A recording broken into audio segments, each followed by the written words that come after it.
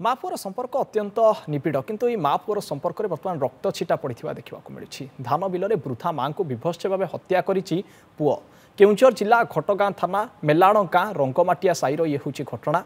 मृत वृद्धा होउचंती 65 वर्षीय रिंडी सोरेन। माँ पुओं मध्य सबुबले पाटितुंड सह झगड़ा लगी रहुतिला। पुओ सालखान सोरेन देह सबुबले खराब होउतबारु माँ को दोष दे झगड़ा करि आसुथुला।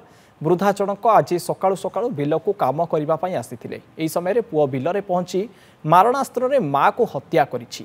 परे निजे जाई थानारे आत्मसमर्पण करिथिबा पुलिस पक्षरु सूचना मिली। घटनास्थल में घटगाँ पुलिस पहुंची तदंत चलाइछि।